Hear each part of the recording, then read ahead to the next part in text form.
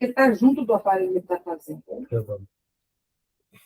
Vamos lá, boa noite a todos. Vamos iniciar o nosso momento de aprofundamento na nossa fé católica, na doutrina católica do Catecismo de São Pio X. Hoje nós vamos ver o sexto e nono mandamento. Sexto e dois.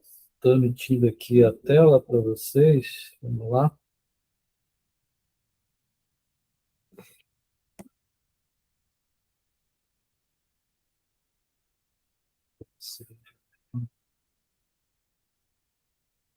Sério?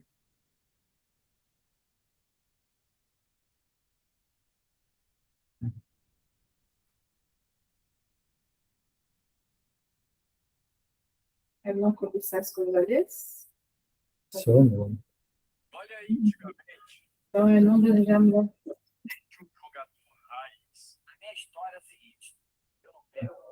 Deixa eu carregar aqui o catecismo.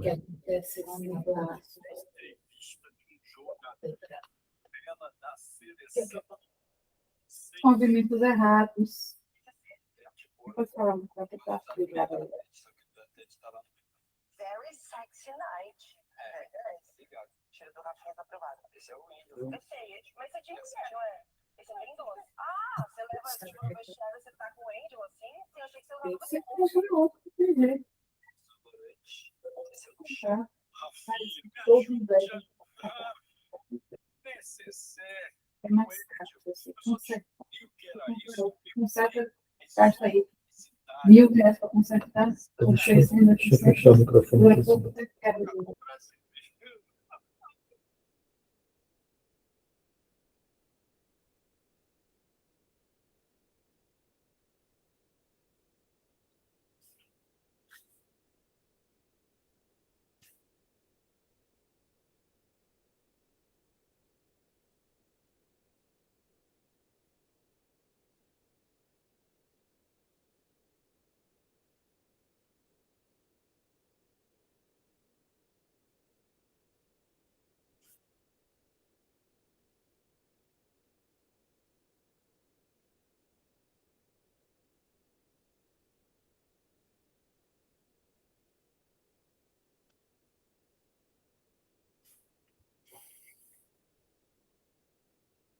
Muito bem, gente. Então, hoje, dia 14 de junho, hoje é o terceiro domingo depois de Pentecostes.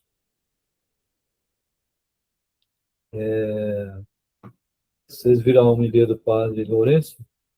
Foi postado até lá no grupo, na comunidade.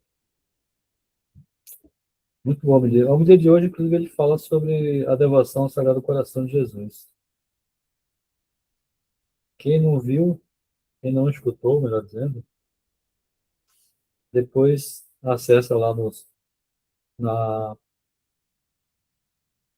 perfil do mosteiro. O link está lá no grupo. Hoje é dia de São Basílio Magno. Quem nunca ouviu falar desse santo? Ele foi um bispo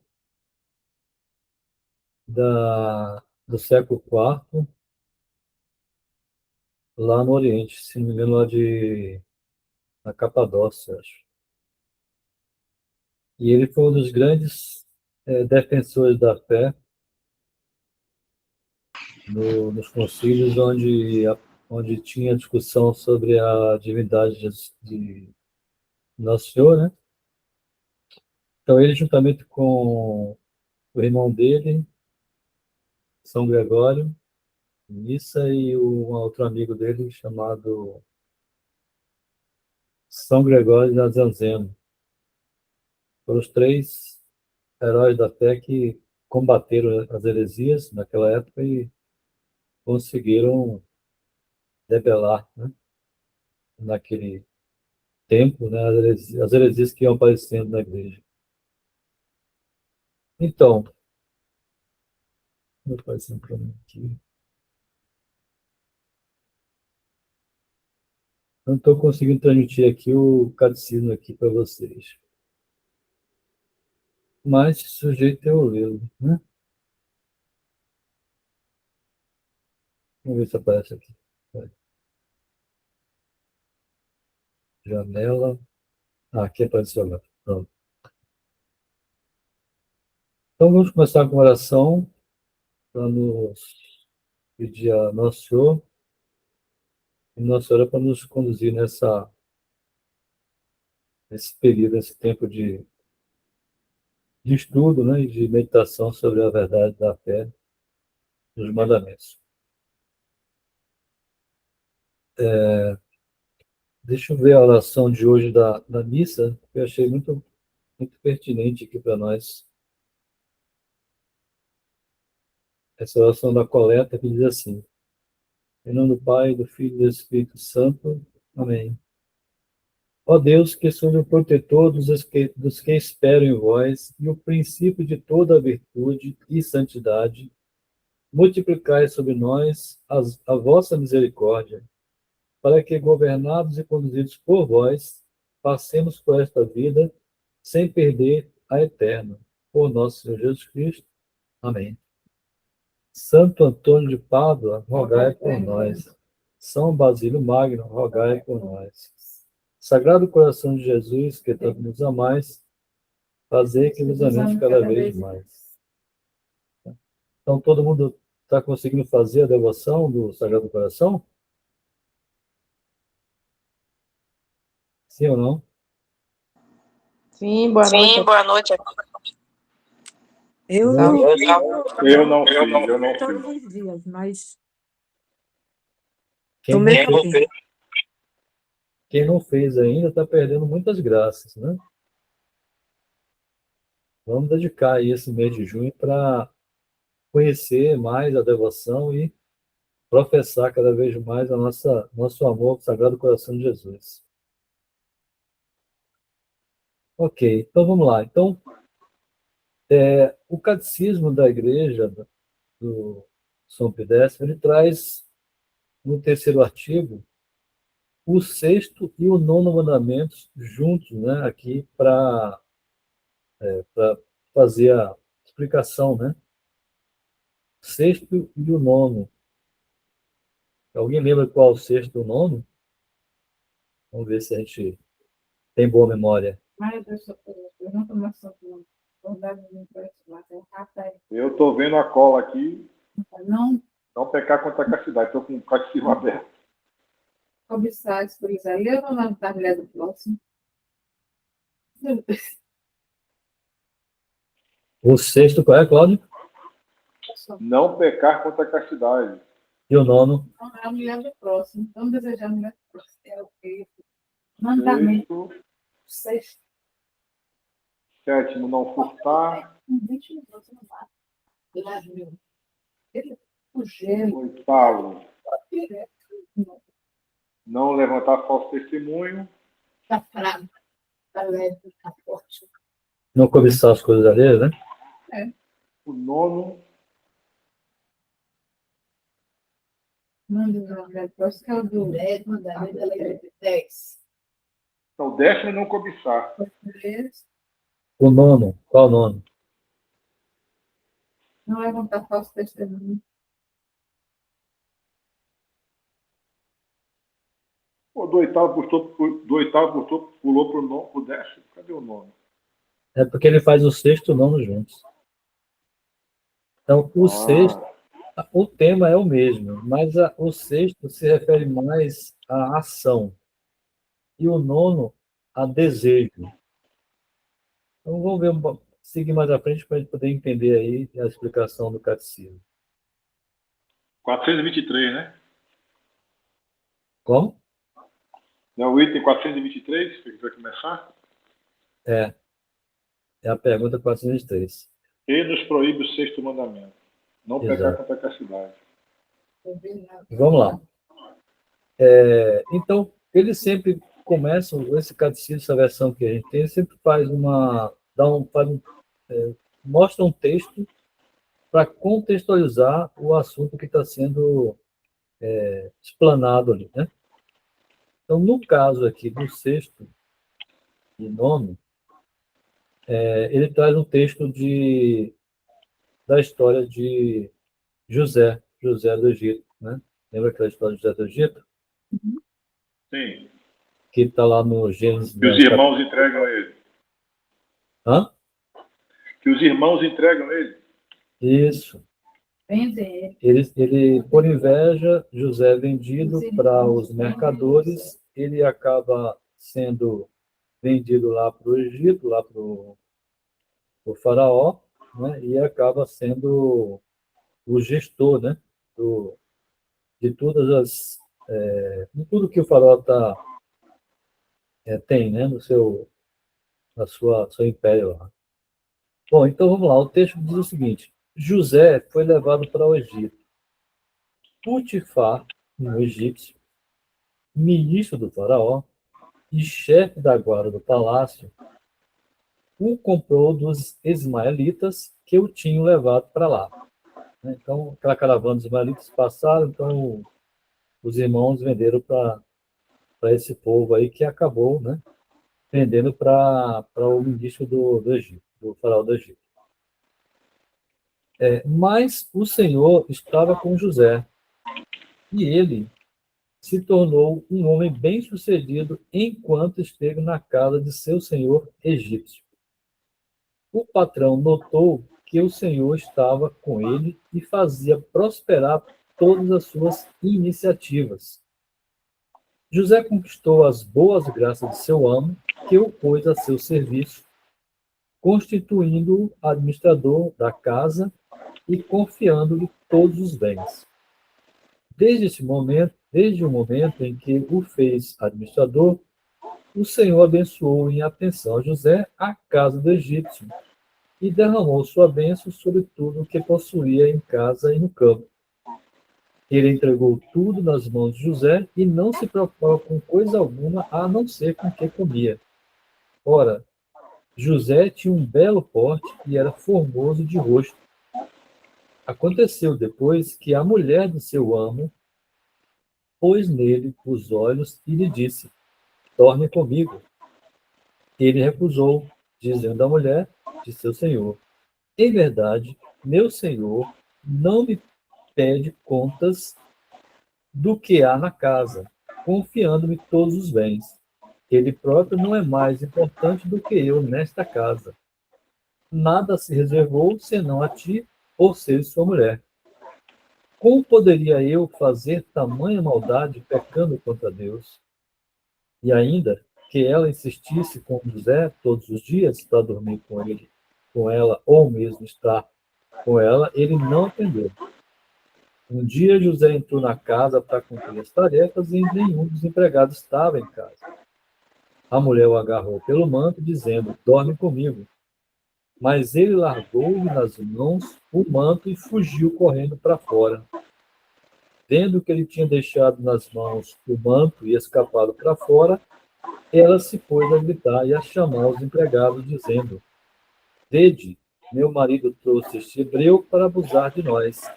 Aproximou-se de mim para dormir comigo, mas pus-me a gritar em voz alta.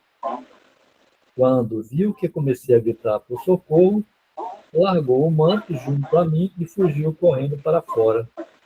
A mulher ficou com o manto de José até o marido voltar para cá.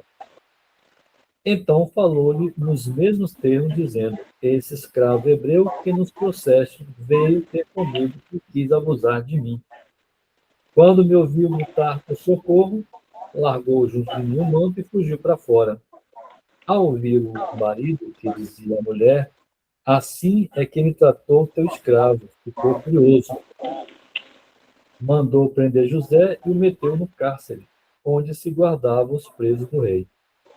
E José ficou no cárcere. Mas o Senhor estava com José e concedeu-lhe seu favor, atraindo-lhe a simpatia do chefe do cárcere.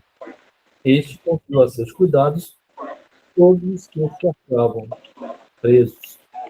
Era ele que organizava tudo o que lá se fazia. O chefe da prisão não se preocupava com coisa alguma que lhe fora confiada, porque o Senhor estava com José e fazia prosperar tudo o que ele fazia. Então vamos, na pergunta 423 diz assim: que nos proíbe o sexto mandamento? Não pecar contra a castidade. Lembrando que a gente tem do 4º até o 10º, são mandamentos que estão voltados para o próximo, né? Os 3 primeiros voltados para Deus, diretamente a Deus, os 4º ao 10º é para o próximo. O 6º mandamento diz: não pecar contra a castidade, proíbe qualquer ação, palavra ou olhar contrários à santa pureza e à infidelidade no matrimônio. Então, José, como um homem de Deus, né, temente a Deus, seguia os mandamentos, então ele não cedeu. O que ele fez? Ele fugiu. Né? Então, já aqui a gente já vê um dos remédios contra o pecado contra a castidade, né? Fugir. Não confiar em si próprio. E isso aqui está ligado não só à ação, mas palavra e olhar. Veja só, até olhar dentro desse escopo aí de pecar com a castidade, né? Contra a castidade. O que nos proíbe o 9º mandamento?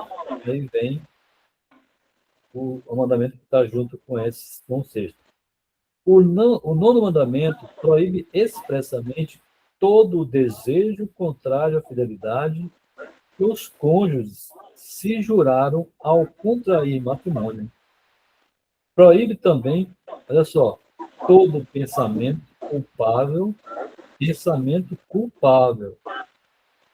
todo o desejo de ação proibida pelo 6º mandamento. Talvez tenha uma relação direta aí, né? Um é ação, o outro é desejo. Tá? Então, o 6º está ligado com a ação e o 9º está ligado com o desejo. Na pergunta 425, diz assim: é um grande pecado a impureza? A resposta é a seguinte: é um pecado gravíssimo e abominável diante de Deus e dos homens. Rebaixa o homem à condição dos irracionais, ou seja, dos animais, né? Torna o homem uma pessoa, um animal que não pensa, que não tem razão. Arrasta-o a muitos outros pecados e vícios e provoca mais terríveis castigos de Deus nesta vida e na outra. Então veja o quanto é grave o pecado contra o 6º e o 9º mandamento. Né? Jesus até fala isso no Evangelho, Mateus, se não me engano, em que a gente deve... ele diz assim, no Sermão da Montanha: ouvistes que foi dito que não é para cometer adultério, né? Mas eu digo, aquele que apenas desejar, você não precisa nem agir, desejar no seu pensamento, já comete o pecado do adultério. Então, está vendo aí o 9º mandamento já de cara, né? Que ele estava ensinando no Sermão da Montanha. Né? Esse é o pecado que mais, assim, condena as pessoas para o inferno. Pecado contra a castidade. Segundo Santo Afonso, ele diz que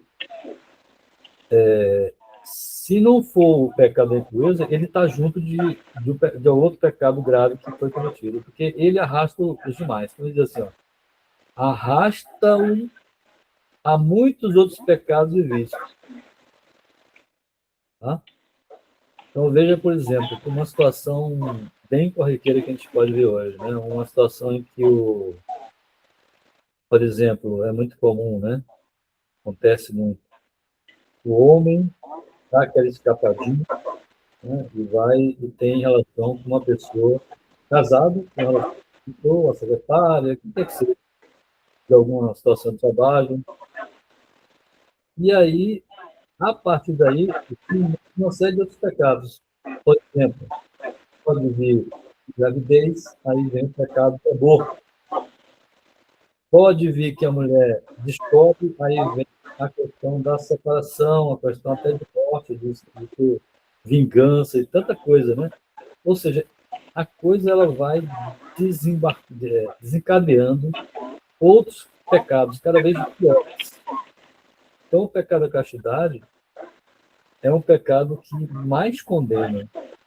O inferno, com certeza, deve ter mais gente por conta de ser sido condenado pecado da castidade. E a gente precisa entender que a castidade não é um pecado somente da ação, pode ser só o desejo. Tá?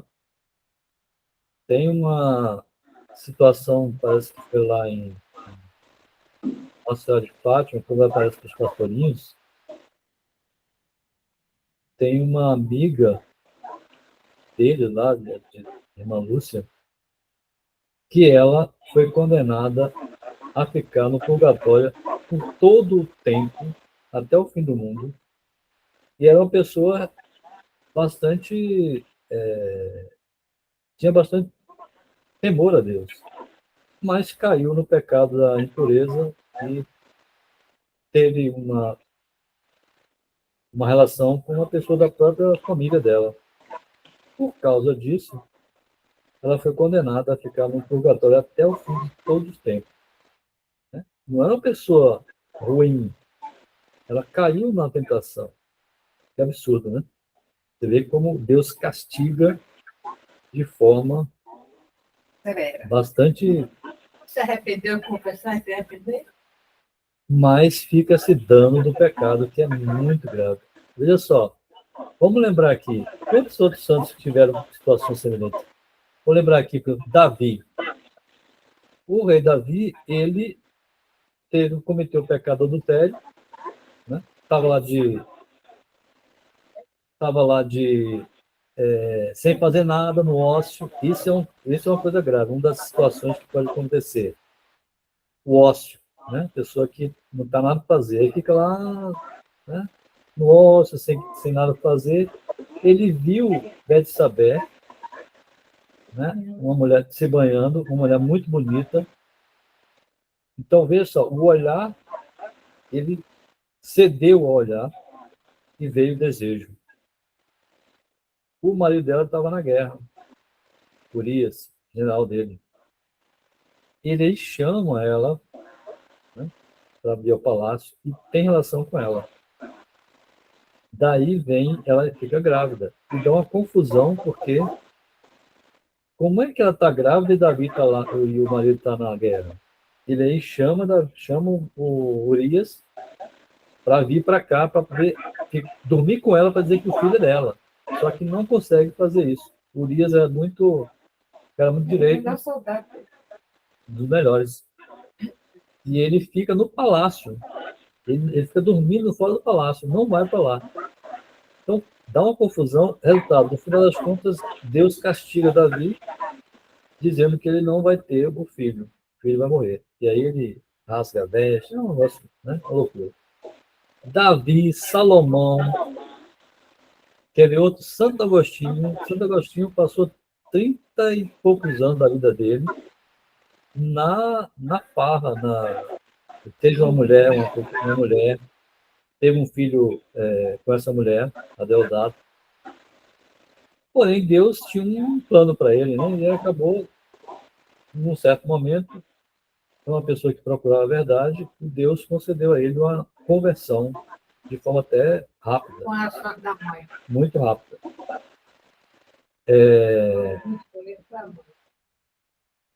A mãe, Santa Mônica, rezava por ele, mas ele procurava, ele é uma pessoa que procurava saber a verdade. Então, ele ouvia lá Santo Atanásio, ele gostava de escutar, mas era duro naquela. Mas aí a graça de Deus vem e converte.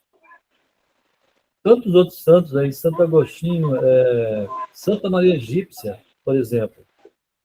Era uma mulher que ela saiu de casa aos 12 anos, passou 17 anos na prostituição,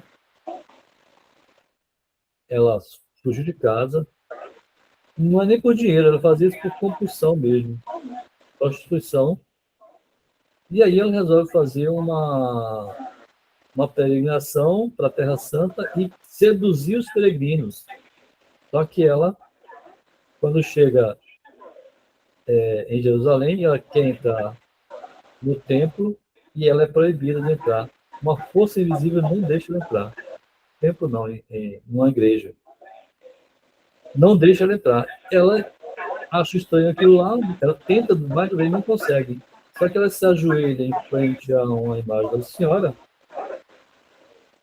e aí ela tem a graça de entender que ela está num pecado grave e que ela precisa se converter.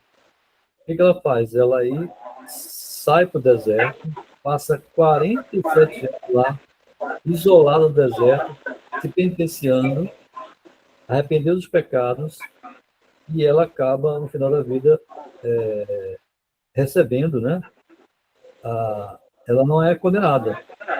Mas aí o que acontece? Ela se arrependeu, se penitenciou bastante. Imagina você passar 47 anos sem, só comendo anos. Foram muitos anos, quase que a vida inteira dela, o resto da vida dela, penitenciando. Santa Margarida, Santa morreu nesse estado. Ela é Santa Maria Gêmea, uma pecadora, né, gravíssima, de graves pecados, mas que houve ela pagou muito aqui na Terra. Tá? O purgatório dela foi muito aqui na Terra, porque ela se flagelou, ela se penitenciou. Ela começou aos 12 e acabou aos 29, mas a partir de 29 para frente, quase 50 anos, se penitenciando, sofrendo no deserto, sem ninguém. Morreu assim, bem, estado lamentável fisicamente, mas pelo menos ela foi salva e foi para a glória celeste. Santa Margarida de Cortona foi também outra santa que viveu com uma pessoa que não era casada, ela ficou pouco tempo com essa pessoa, e ela tem também a graça de Deus, e ela se converte, né? O marido morre, se converte, vai passar a ser consagrada, e Deus dá a ela a graça de conversão. Quantas e quantas pessoas, né, isso aconteceu, pecado grave, mas que Deus perdoa desde quando haja um sincero arrependimento, né, como esses santos aí. Né?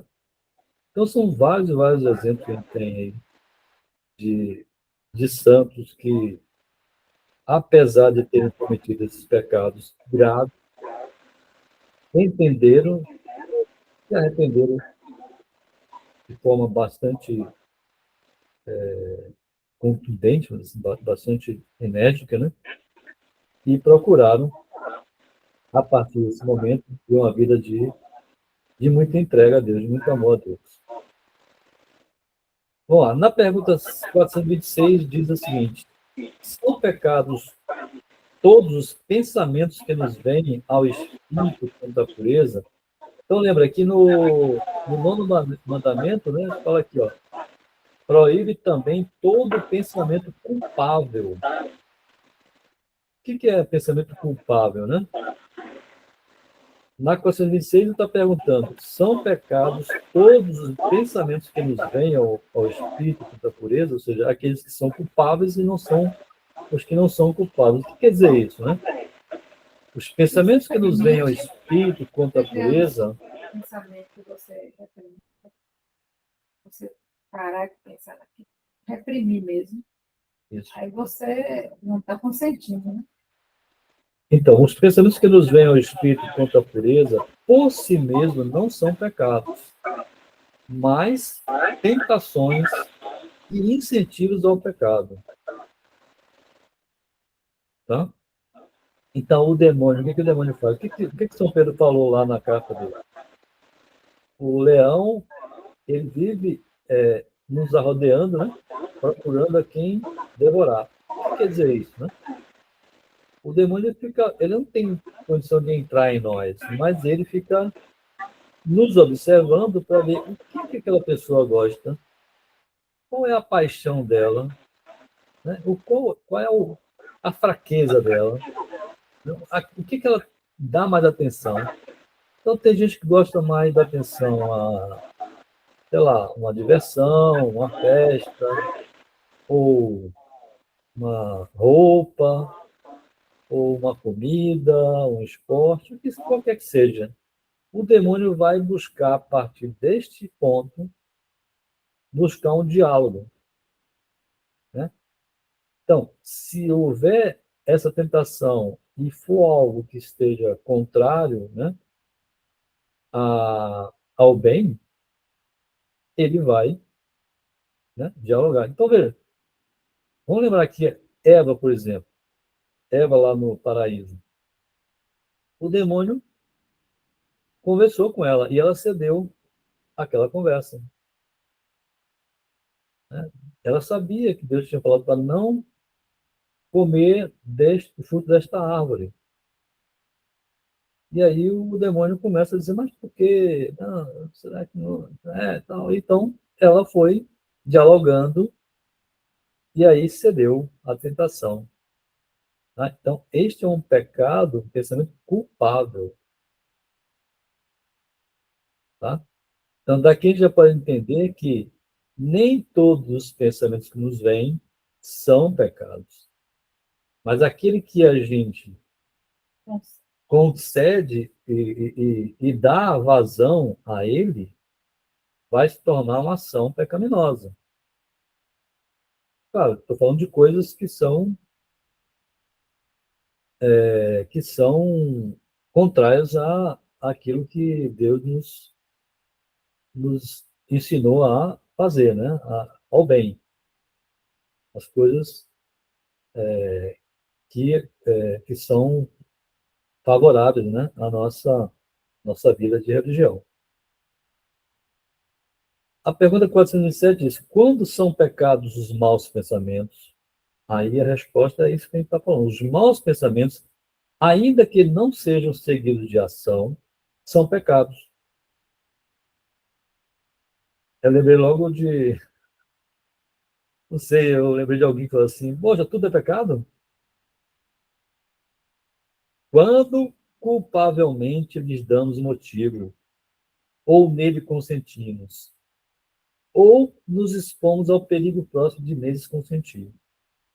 Isso daqui parece uma coisa simples, mas é muito, muito, muito importante.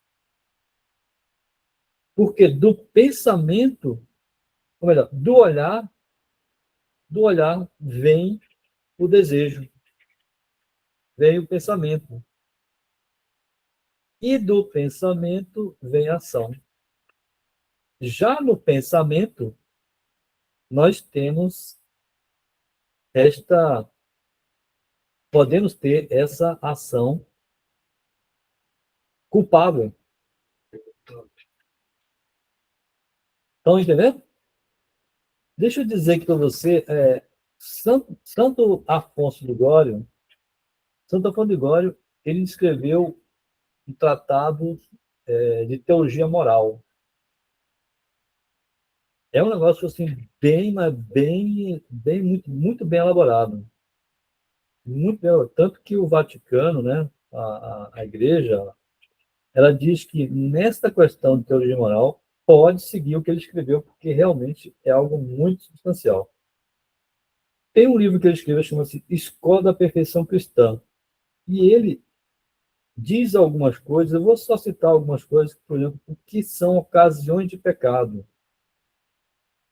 Então, ele diz assim, ó, um sem número de cristãos se perde por não querer evitar as ocasiões de pecado. Então, é muito fácil, é muito comum a gente cair nessa situação. Quantas almas lá no inferno não se lastimam e queixam infeliz de mim, se tivesse evitado aquela ocasião, não estaria agora condenado por toda a eternidade. Porque, como diz Santo Agostinho, Santo Agostinho diz, primeiro vem o olhar, aí você consente. Nesse consentimento vem o pensamento, do pensamento vem a ação, né? Então, ele fala várias situações aqui, só para dar um exemplo, né, de algumas situações que ele diz o que são ocasiões de pecado, né? Ou seja, é aquela coisa próxima de cometer, né, a ação pecaminosa, né? O Eclesiastes diz assim: quem ama o perigo, nele perecerá. Tá? Então, são várias situações, né? E aqui, ó, como eu falei, o demônio está ali, sempre ali, procurando uma forma, um meio, né, de se aproximar e de entrar e de ter aquela conversa, ter aquele, né, você poder ceder. Ele faz isso como? Ele vai procurar uma forma mais fácil, onde a gente está mais vulnerável.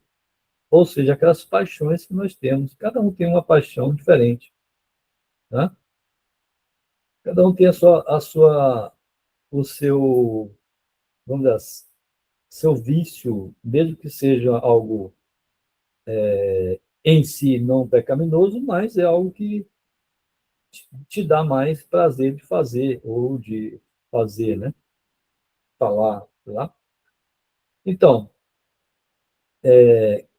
quem estiver enredado em pecado contra a castidade, deverá no futuro evitar não só a ocasião próxima, mas também a remota, enquanto possível, porque em tal se sentirá muito fraco para resistir.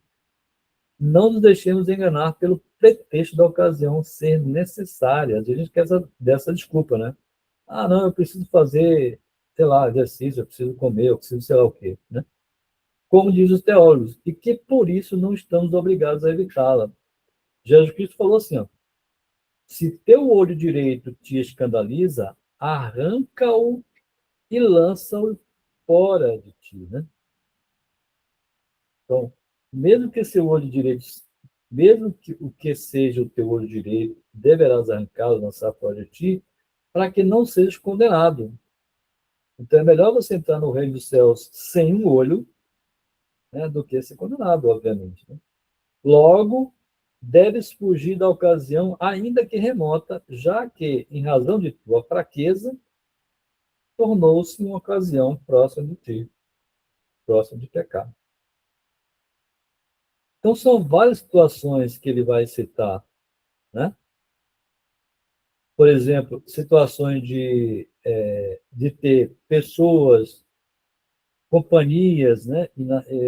Companhias que não têm essa mesma preocupação e que a gente está conversando aqui e o cara começa a contar uma piada sei lá, uma piada de cunho sexual, ou alguma coisa assim nesse sentido, né?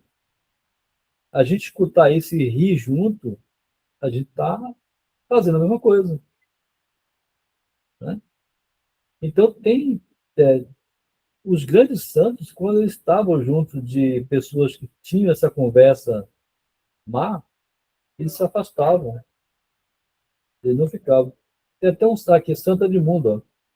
Santo Edmundo, ele diz assim, ó, havendo uma vez abandonado seus companheiros por estarem conversando sobre coisas desonestas, encontrou-se com um jovem, ele se afastou daquela conversa.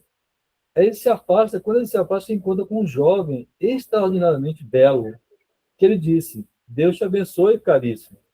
E aí o santo olha para ele e pergunta, admirado, quem és tu? Esse jovem responde, olha para minha fronte e lerás meu nome. Edmundo levanta os olhos e leu, Jesus Nazareno, rei dos judeus. Impressionante, né? Com isso, nosso Senhor desapareceu e o santo sentiu uma alegria imensa no seu coração. Então, veja, ele se afasta, ele sai daquela ocasião de pecado, ele não se coloca numa situação de pecar. Ele se afastou, ele saiu de coisas que poderiam levar a cometer o pecado. Tá?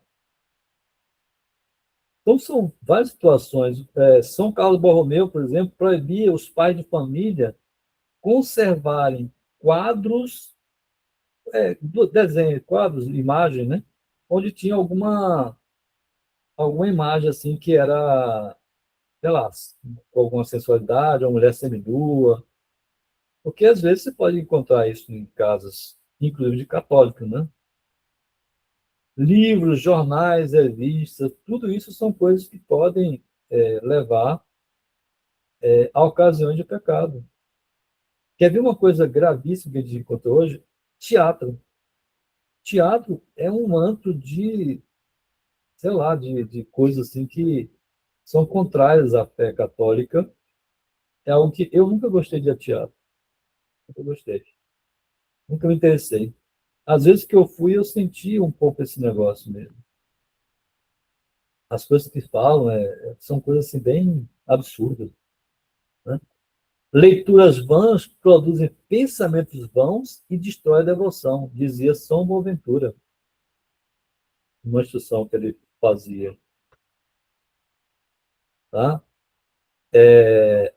E por exemplo, bailes, alguns bailes, né, provocam, são situações gravíssimas de pecado, né? Gravíssimas. Santo Afonso falava assim, ó, mas que há de ruim quando se graceja? Né? Alguém pode argumentar. Esses tais gracejos não são gracejos, mas crimes, responde São João Crisóstomo. São graves ofensas contra Deus. Um companheiro do padre João Vitélio, contra a vontade deste servo de Deus, se dirigiu uma vez para um divertimento em Nócia. E o que aconteceu com ele? Perdeu primeiramente a graça de Deus, entregou-se em seguida a uma vida desregrada e finalmente foi assassinado pelo próprio irmão. Então, você vê, são situações que podem acontecer, né? Hã? Alguém pode perguntar, é pecado mortal namorar? Aí ele diz, responderei essa pergunta da segunda parte. Aqui, só direi que tais namoros tornam-se ocasiões próximas de pecado. A experiência ensina que, em tais casos, só poucos deixam de pecar. Se não pecam já no começo, caem no decorrer do tempo.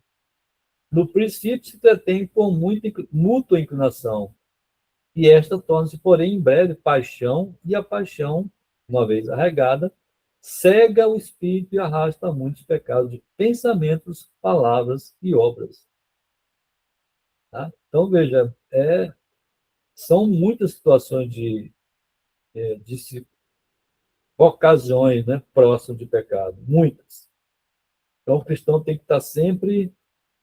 Qual que seria qual seria o remédio para isso? O catecismo nos dá isso daqui, ó, tá? Uma que vê na continuação, ele diz o seguinte: o que nos ordena o sexto. Então, ele falou aqui o que é negativo, né? O que não devemos fazer. Então, o que nos ordena o sexto e o nono mandamento? O sexto mandamento ordena-nos que sejamos castos e modestos nas ações, nos olhares, no porte e nas palavras. Quando a gente fala de porte aqui, gente, por exemplo, a modéstia no vestir, por exemplo. Quantas pessoas se vestem de forma imodesta, principalmente jovens, mulheres, muitas vezes não têm nem consciência do que estão fazendo, mas estão levando muitos homens a cometerem pecados contra a castidade. Ela tem culpa? Sim, tem culpa. Né? Ela tem culpa. Porque não é uma ignorância invencível.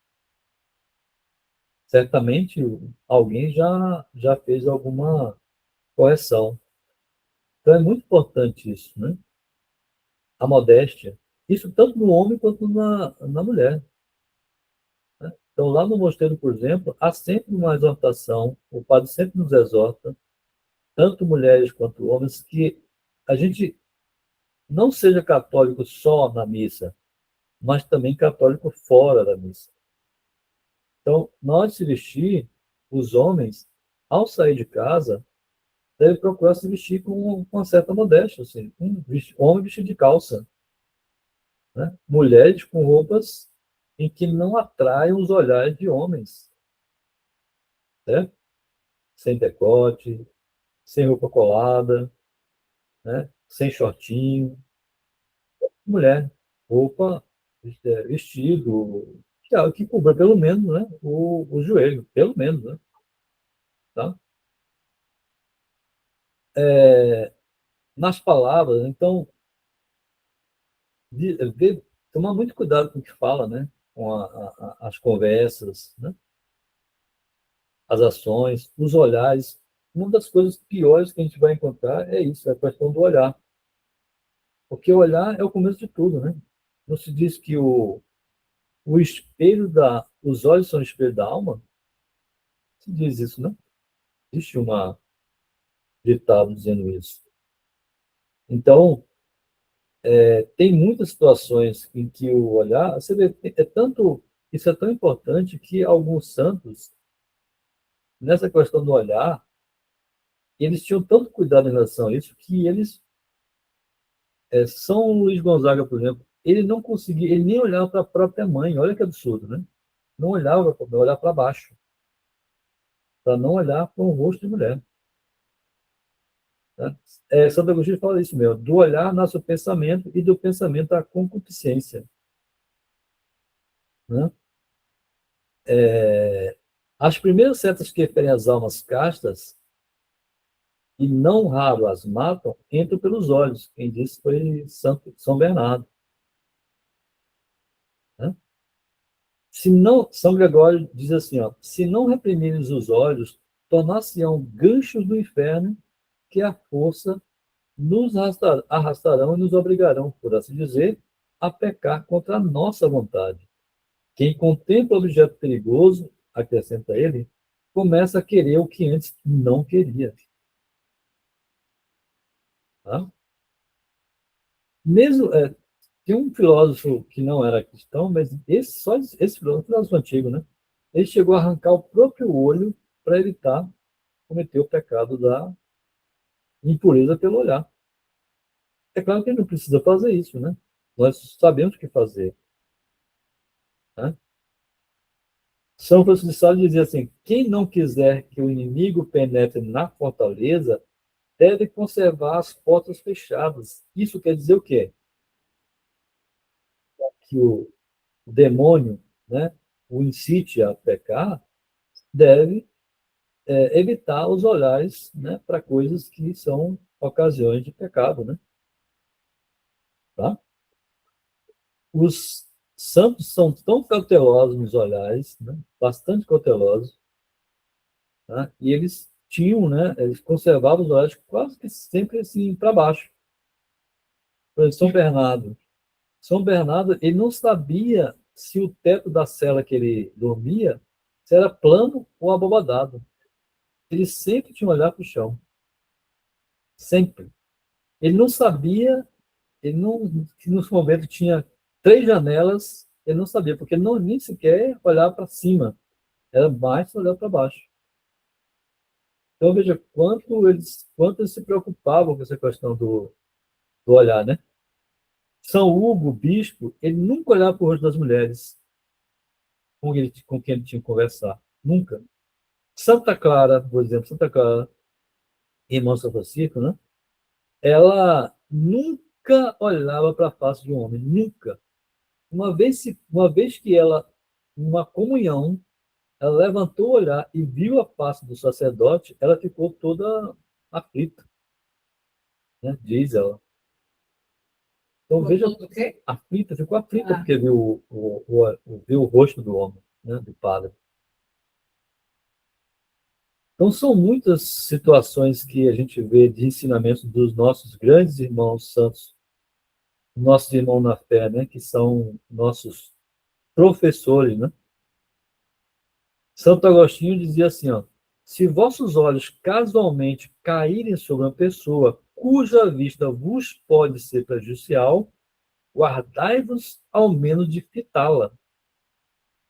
Eu lembro de uma situação, o padre Jair contou isso uma vez na homilia, um padre amigo dele, esqueci o nome, que estava descendo ali a ladeira da Vitória, que ia lá na Barra, né, no Porto da Barra, e ele estava descendo e viu uma mulher subindo de biquíni. O que ele fez? Ele simplesmente botou a mão no rosto, né? E olhou, ficou olhando para baixo para não olhar para a mulher. E a mulher provocou ele dizendo assim: padre, você não gosta, não, né? Não olha, não. Ele disse: não, porque fede muito. Carne podre, fede demais. Eu achei bem engraçado essa. Não é nem questão de. É porque fede. A mulher andando de biquíni no meio da rua, o que ela está fazendo, né? São Gregório diz assim: não é lícito contemplar ou extasiar-se com a vista daquilo que não é lícito desejar. Pois, ainda que expulsemos os maus pensamentos, que costumam seguir o olhar voluntário, deixam sempre uma mancha na alma. É isso. Fica uma mancha na alma. Né? Se o homem foge à ocasião, Deus o protege. Né? Lembra de São Edmundo, né? Ele fugiu àquela conversa pecaminosa e Deus foi lá e o abençoou. Se expõe a ela, nosso Senhor o abandona e facilmente cairá no pecado. Veja, a graça é perdida. Então, quando a pessoa se deixa levar por uma ocasião de pecado, aceita e desenvolve né, e vai e age, Deus abandona aquela pessoa. E aí, sem a graça, não tem jeito. Pecado vai ser cometido pecado. Então, isso que eu queria deixar isso bem claro, né, para a gente entender que o pecado contra a castidade é um pecado bastante grave, é um dos que mais levam à condenação. Né? O próprio São Bernardo diz assim, que olhos baixos elevam o coração para o céu. Por quê? Porque é humildade, né? Ele está olhando para baixo, ele está procurando humildade, não está se contemplando nada que vai tirá-lo, né, daquela graça divina, né, de cometer algum pecado. Então, são muitos ensinamentos que a gente pode ter. Não vou me estender muito, né? Mas tem algumas coisas bem interessantes. São Bernardino de Sena, conta-se que, antes de ele entrar no convento, ou seja, jovem ainda, ele, quando estava num local onde tinha as pessoas conversando, né? E ele, quando ele chegava, só a presença dele já fazia com que os companheiros parassem de falar com essas conversas, né, maldosas assim, né? Mal eles avistavam São Bernardino, diziam um para os outros: ó, silêncio, silêncio, Bernardino vem aí, entendeu? Então já era uma pessoa, né, que já sabiam que ele tinha esse temor muito grande a Deus. Santo Efrem, né, quem conta isso é São Gregório de Nícia, ele era tão modesto que já a sua vida estimulava a devoção. Ou seja, só de olhar para a pessoa, as pessoas já estimulavam, né, em ser uma pessoa mais devota. Tá? São Basílio, né, o que a gente falou hoje, né, mas no começo, diz assim: se quisermos que nossa alma tenha suas vidas sempre postas no céu, filhos queridos, conservemos nossos olhos sempre voltados para a terra.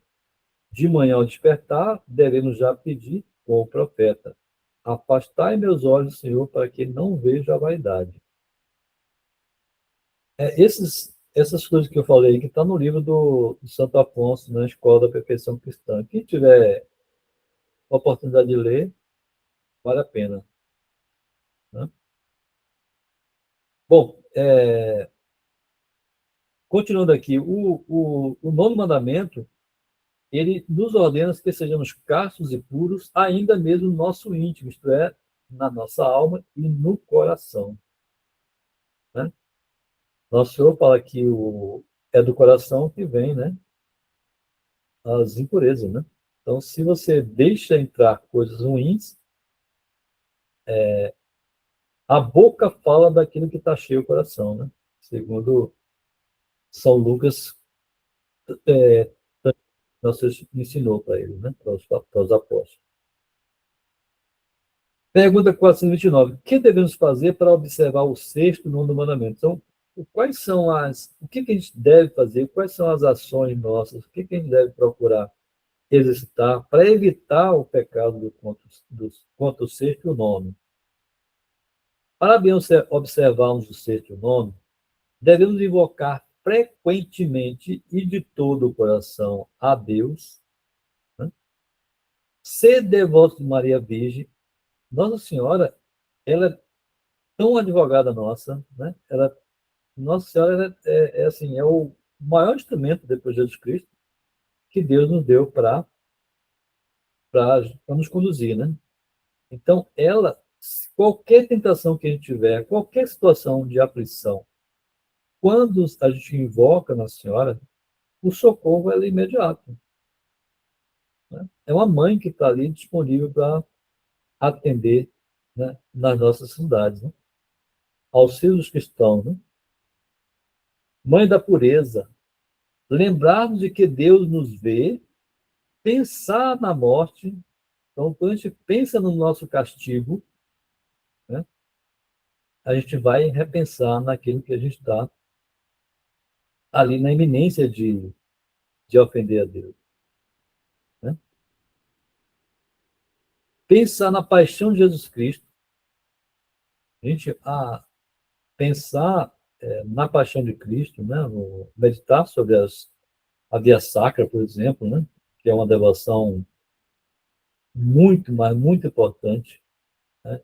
Um dia desse a gente vai falar sobre essa devoção, a Via Sacra.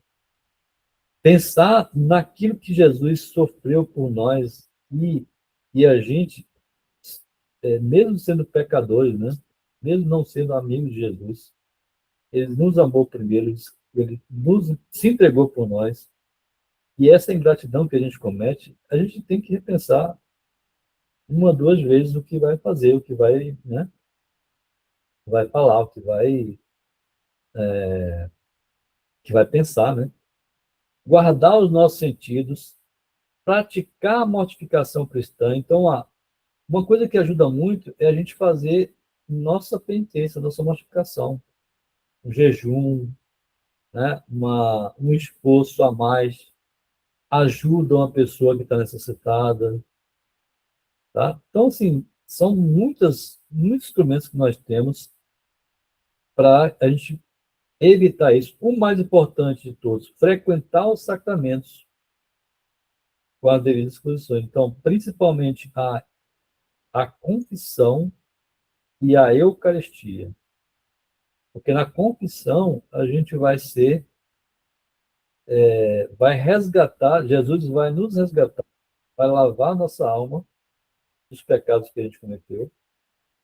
E aí a gente pode receber a Eucaristia, que é o que nos dá força, né, para evitar o pecado, né? A Eucaristia, ela serve para os perfeitos para se manterem perfeitos e para os imperfeitos para se tornarem perfeitos, né?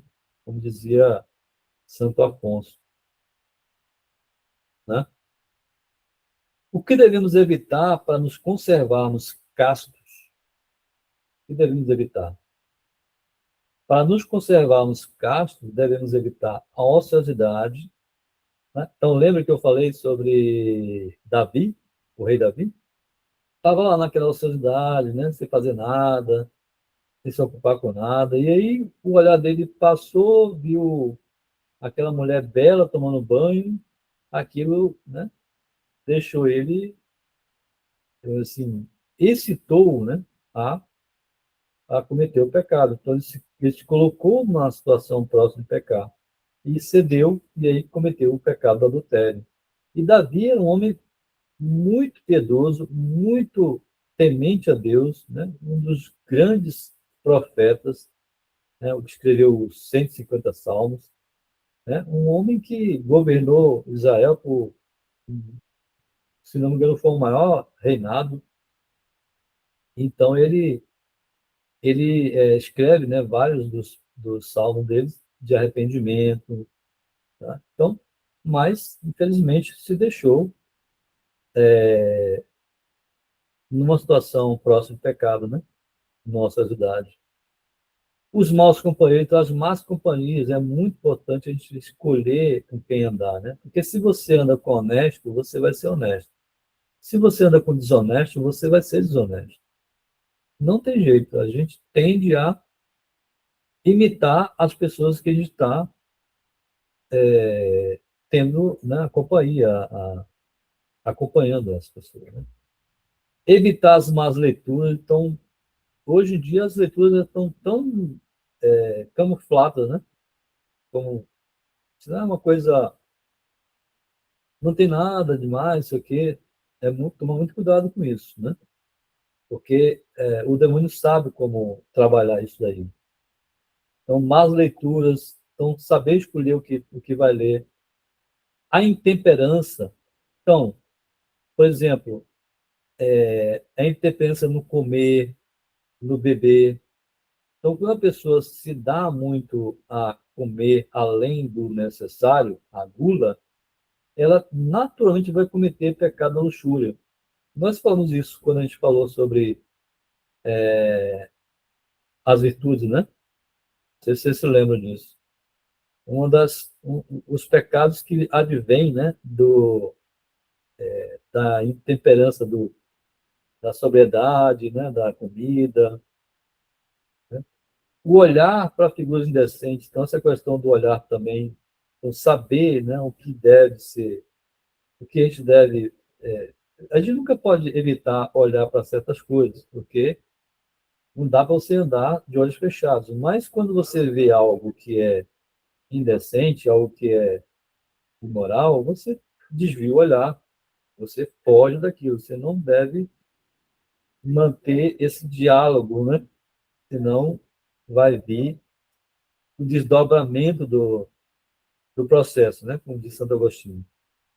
Pensamento vai gerar o desejo vai gerar pecado. Espetáculos sensuosos, então aí vai tantas coisas, né? Bailes, shows, teatro, conversas e diversões perigosas.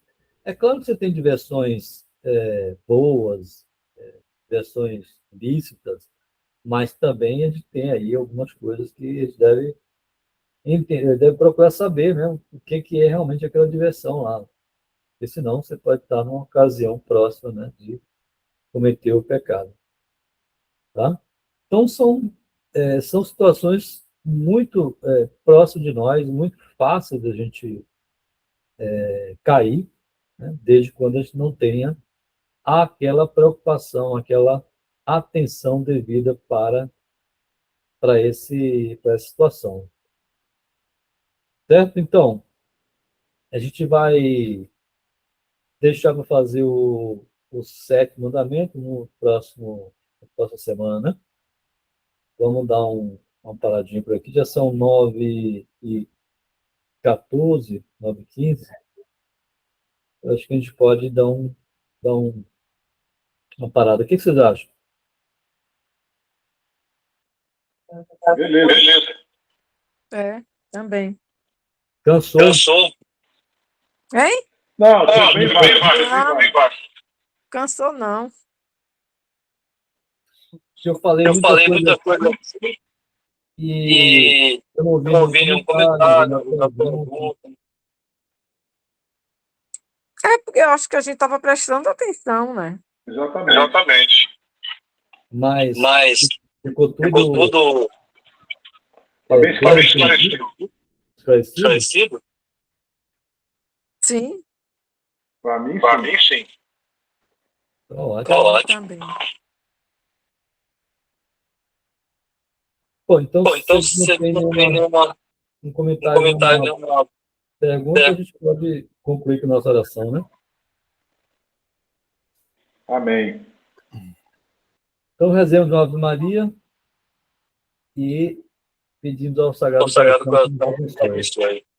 Ave Maria, cheia de graça, o Senhor é convosco. Bendita sois vós entre as mulheres, bendito é o fruto do vosso ventre, Jesus. Santa Maria, Deus, rogai por nós, pecadores, agora e na hora de nossa morte. Amém. Sagrado coração de Jesus, tanto mais, fazei-nos cada vez. Muito bem, meu. Então vamos